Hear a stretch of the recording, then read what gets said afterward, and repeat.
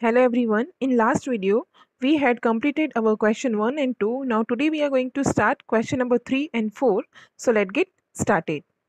So starting with question number 3, answer the following question point-wise, and the first one is human development is related with which things of human life? And the answer is human development covers all areas of human life.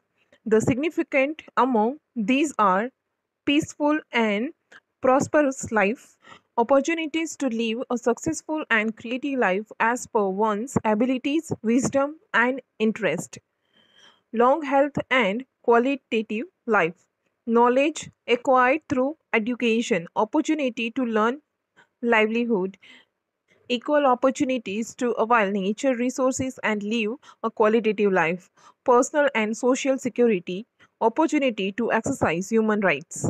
Second question is explain women welfare schemes of Indian government chronologically. And the answer is many government schemes for the welfare of women have been implemented since 1980. These include establishment of National Commission for Women in the year 1992, setting up a separate Department of Women and Child Welfare in 1985, 92nd and 93rd constitutional amendments in 1992 to provide 33% reservation of seats for women in the local self-government, enactment of national policy on empowerment of women in 2001, undertaking programs of capacity building, empowerment, income generation, welfare and supportive services, gender equality and sanitation for women. Celebration of the year 2002 as Women Empowerment Year,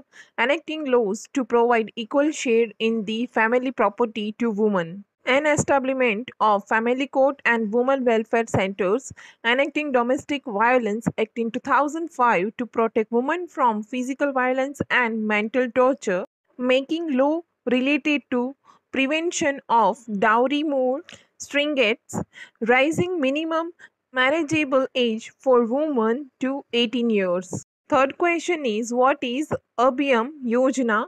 Explain. 181 Abhyam Yojana is helpline to provide help to women in distress and those who are suffering from various type of violence. It is meant to provide them security as well as guidance about development schemes for women.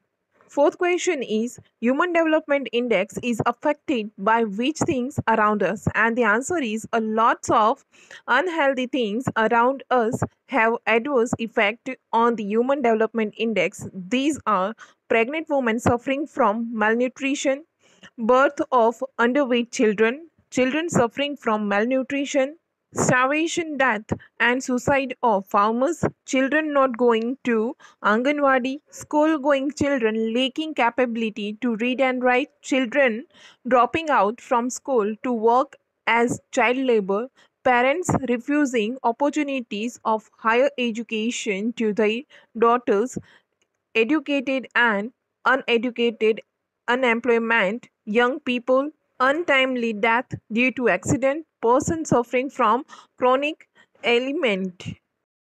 Now, starting with question number 4, answer the following question in details. And the first one is how is Human Development Index calculated, or explain the indicators of the Human Development Index? And the answer is measurement of the level of human development is Human Development Index. This concept was propounded by Dr. Amartya Sen. The UNDP undertakes the measurement of level of human development and the findings are published in the Human Development Report since 1990.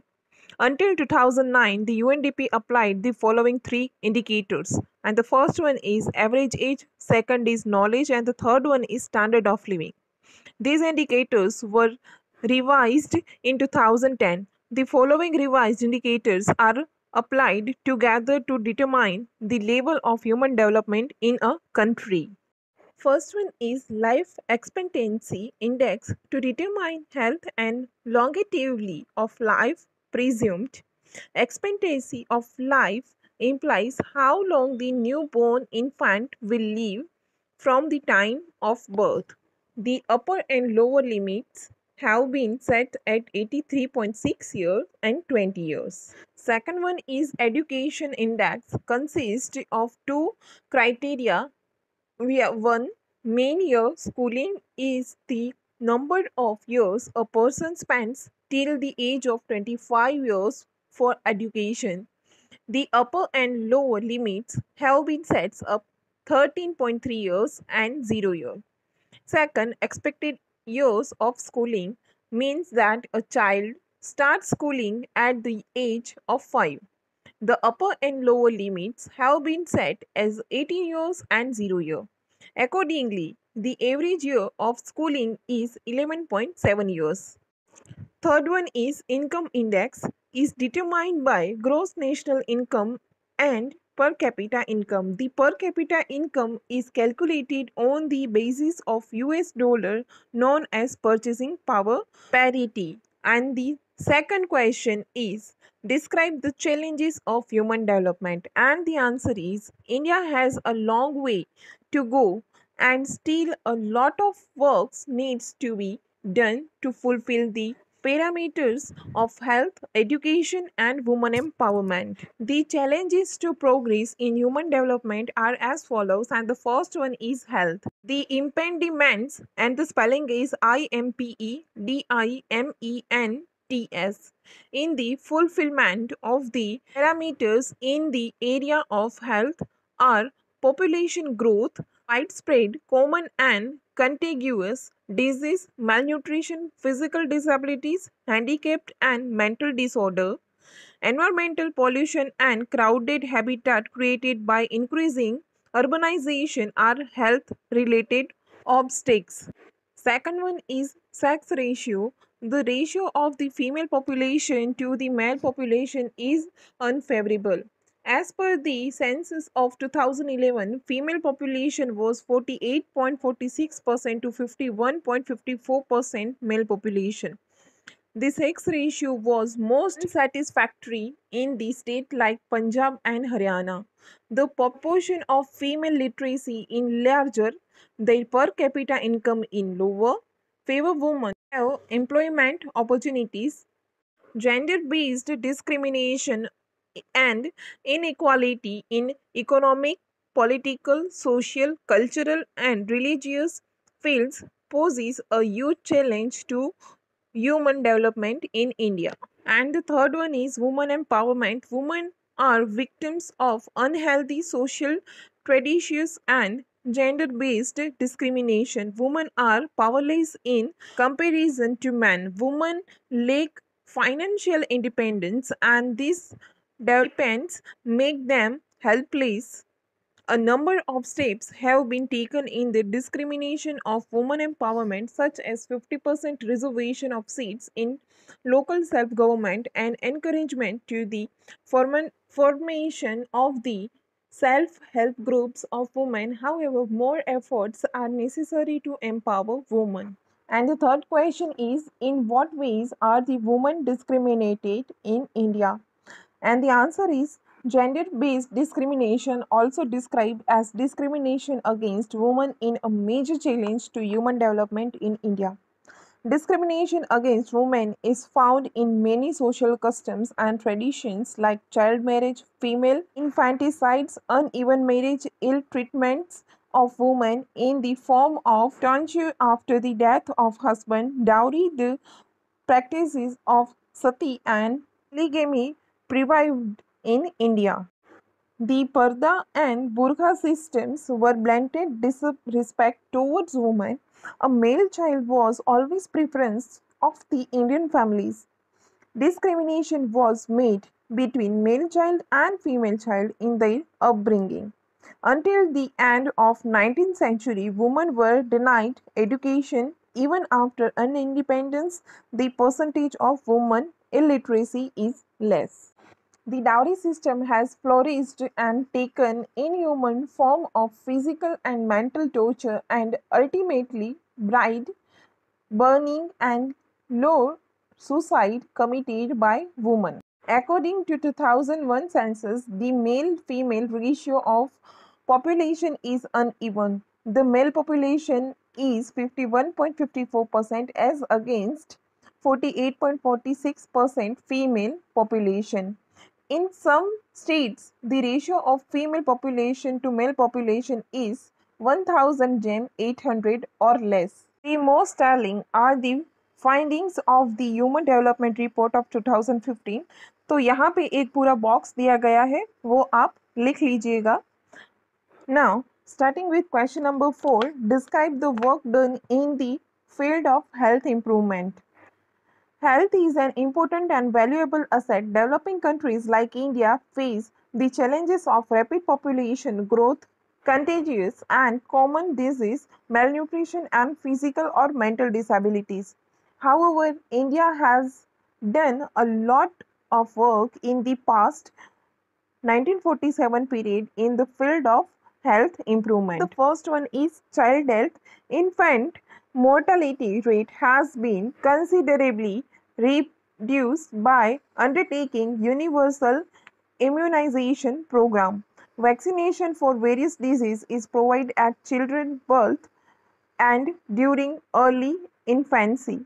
These include OPV for polio, BCG for TB or tuberculosis, DPT for diphtheria, pertussis and tetanus, MMR for malaise, mumps and rubella, vaccination for hepatitis B and typhoid. With the decline in infant mortality rate, a marked improvement in child health has been noted. Second one is control over population growth. Family welfare program has enabled India to reduce birth rate to 1.9% per. Third one is pollution control. Steps have been taken to control environmental pollution by enacting laws relating to water and air pollution. Fourth one is nutrition. To overcome the program of malnutrition, midday nutritious meal program for school-going children has been started. Fifth one is health services. A network of primary health centers, cottage hospitals and civil hospitals in the rural and urban areas have been set up. They provide health services either free or at a nominal fee. And the last question is, which schemes have been started by Gujarat to give equality to women? Explain. And the answer is, the government of Gujarat has started the following schemes to elevate the status of women and for empowerment of women. And the first one is education. Realizing the role of education in raising the status of women, the following schemes have been implemented. And the first one is school entrance ceremony and chariot festivals to encourage girls' education. Second one is Vidya Lakshmi Bond to women living below poverty line in the urban areas and villages having less than 35% literacy. And the last one is Saraswati Sabla Yojana to provide free bicycle to 1.5 lakh girls per annum and free ST bus pass to girls who are required to go outside the village for education. And Sabla Yojana provides nutrition, food and skill training to adolescent girls. Second one is employment. Gujarat government has reserved 33% jobs in the government services for women. Mission Mangalam Yojana provides financial help to Sakhi Mandal of women to make them self-relevant. Third one is political empowerment. Gujarat government has raised the quantum of reserved seats for women in the local self-government from 33% to 50%. Fourth one is women's welfare. Pension is provided to destitute widows and laborers under the Rashtriya Swavlamban Yojana. Beti Bachao Abhiyan has been started with the slogan Beti Bachao, Beti Vadhao and Beti Padhao. E-Mamta program provides financial help and health services to the pregnant woman. Chiranjeevi Yojana provides medical services free of cost to pregnant women belonging to the scheduled caste and the scheduled tribes. Development of women and child welfare was started in 2001 to implement schemes related to welfare of women and children. So here we are completing our question number 3 and 4. Thank you.